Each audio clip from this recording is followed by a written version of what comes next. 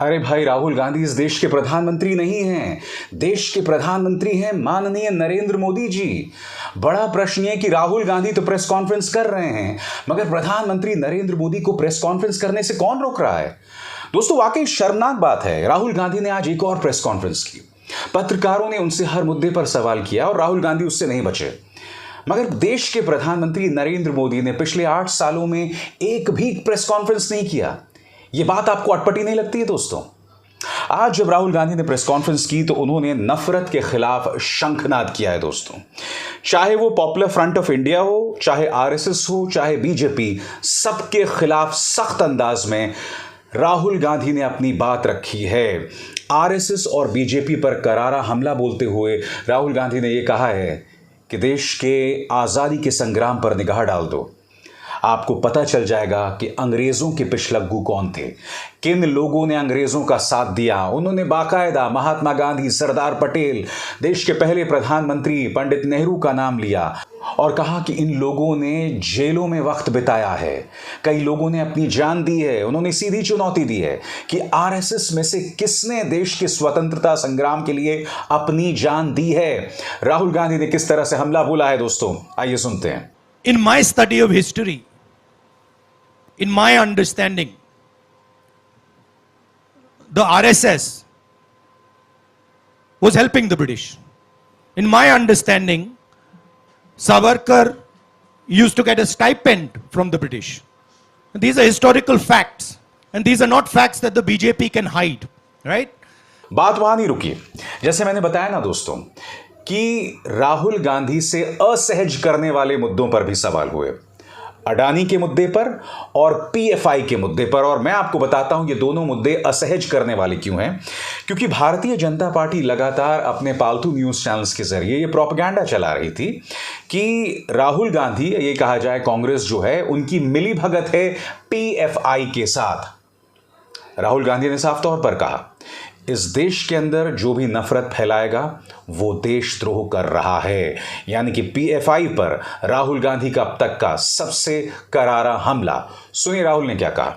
And I've been saying it in speech after speech after speech that it does not matter who the person spreading hatred in India is.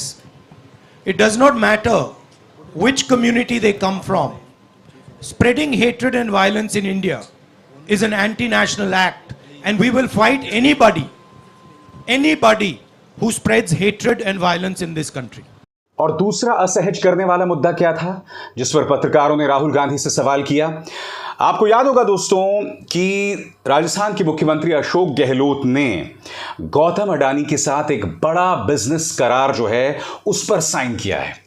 आप जानते हैं कि राहुल गांधी हमेशा से 2 businessman पर हमला बोलते रहे, गौतम अडानी और मुकेश अंबानी।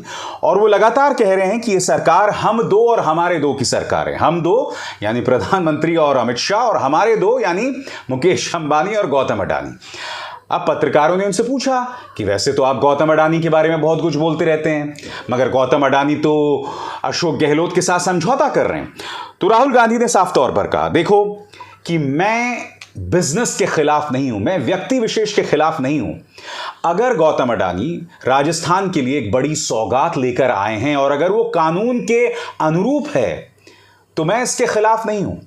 बकौल राहुल गांधी, मेरा विरोध एकाधिकार को लेकर है, मोनोपोली को लेकर है। क्या कहा राहुल गांधी ने गौतम अडानी को लेकर आपके स्क्रीन पर? अगर पूरा सिस्टम पक्षपात करके सिर्फ 2-3 लोगों की मदद करने लगेगा तो हिंदुस्तान का नुकसान है। अगर राजस्थान की सरकार ने अडानी को गलत तरीके से बिजनेस दिया तो मैं इसके खिलाफ हूं, मैं इसके खिलाफ खड़ा हो जाऊंगा। अगर नियमों के मुताबिक दिया है तो कोई दिक्कत नहीं है। राजस्थान सरकार ने अडानी को खास ट्रीटमेंट नहीं दिया है।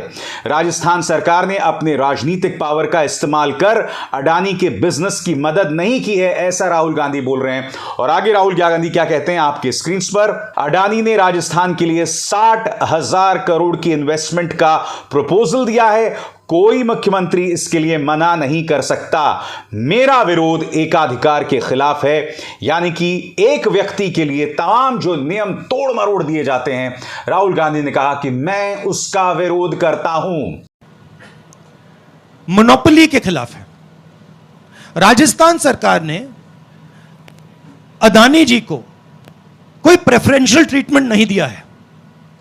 राजस्थान की सरकार ने अपने पॉलिटिकल पावर को यूज करके अदानी जी की बिजनेस की मदद नहीं की है। मेरा विरोध इस बात का है कि बीजेपी की सरकार 2-3 लोगों को हिंदुस्तान के सब बिजनेसेस की मोनोपोलिस्ट बना रही है, और इसके मैं खिलाफ हूं।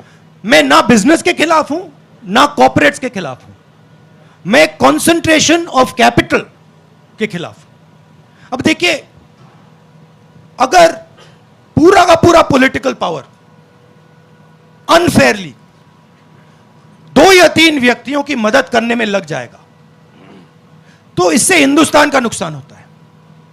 अगर राजस्थान की सरकार ने अदानी जी को गलत तरीके से राजस्थान में बिजनेस दिया तो मैं उसके बिल्कुल खिलाफ हूं, मैं खड़ा हो जाऊंगा। मगर अगर फेयर प्रोसीजर के साथ दिया है, आई हैव नो प्रॉब्लम।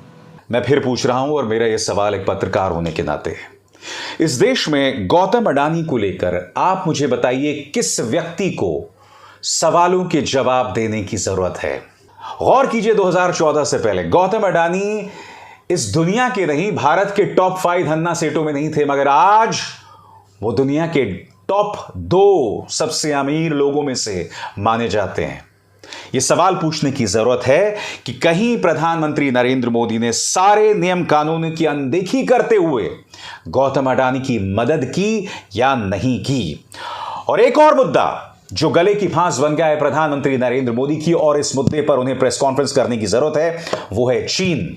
मैं आपको बतलाना चाहूंगा, चाइना के मुद्दे पर भी राहुल गांधी ने उन पर करारा हमला बोला है। उनका बयान आपकी स्क्रीन पर, अंग्रेजी में उनका बयान है, if the prime minister remains in denial saying no land has been occupied by this statement, prime minister has destroyed India's negotiation position, we will continue to raise this issue. China के बारे में राहुल गांधी का कहना है कि प्रधानमंत्री यह कह रहे हैं कि चीन ने हमारी किसी जमीन के किसी हिस्से पर कब्जा नहीं किया, और प्रधानमंत्री के यह भर कह देने से बातचीत के मेज पर भारत की स्थिति बिगड़ जाती है। राहुल गांधी ने कहा कि हम यह मुद्दा उठाते रहेंगे। आगे उन्होंने क्या कहा? The Chinese army is sitting inside Indian territory today and the government is refusing to do anything about it. They are scared to have a discussion in the parliament. बकौल राहुल गांधी, चीन भारतीय सीमा के अंदर बैठा हुआ है, भारतीय क्षेत्र पर बैठा हुआ है, और सरकार इस पर कोई चर्चा नहीं करा रही। सरकार इस मुद्दे पर संसद में चर्चा कराने को लेकर डर रही है। तो दोस्तों, एक और प्रेस कॉन्फ्रेंस, प्रधानमंत्री नरेंद्र मोदी और आरएसएस पर एक और करारा हमला, और साफगोई से हर मुद्दे पर राहुल गांधी अपनी बात रखते नजर आए। मैं फिर दोहरा रहा हूं दोस्तों, एक पत्रकार होने के नाते, एक देश के नागरिक होने के नाते मेरे लिए इतना जरूरी नहीं है कि राहुल गांधी इस मुद्दे पर क्या राय रखते हैं। यकीनन चूंकि वो चैलेंजर हैं, चूंकि वो 2024 में प्रधानमंत्री नरेंद्र मोदी को सीधी चुनौती दे रहे हैं, इसलिए उनके विचार मायने रखते हैं। मगर उनसे भी ज्यादा मेरे लिए जरूरी है कि प्रधानमंत्री नरेंद्र मोदी मन की बात अपने पालतू मीडिया के दायरों से निकल कर आएं और मेरे जैसे पत्रकारों के सवालों के जवाब दें। राहुल गांधी तो हर 10 दिन में प्रेस कॉन्फ्रेंस करते हैं, करना भी चाहिए। अरविंद केजरीवाल प्रेस कॉन्फ्रेंस करते हैं, अखिलेश यादव प्रेस कॉन्फ्रेंस करते हैं, मगर मैं सीधे से सवाल पूछना चाहता हूं, प्रधानमंत्री नरेंद्र मोदी को प्रेस कॉन्फ्रेंस करने से आखिर किसने रोका है? उस दिन का इंतजार रहेगा प्रधानमंत्री, और इस बात का भी इंतजार रहेगा कि आप अपने प्रेस कॉन्फ्रेंस में मेरे जैसे पत्रकारों को जरूर बुलाएंगे। अभिसार शर्मा को दीजिए इजाजत। नमस्कार।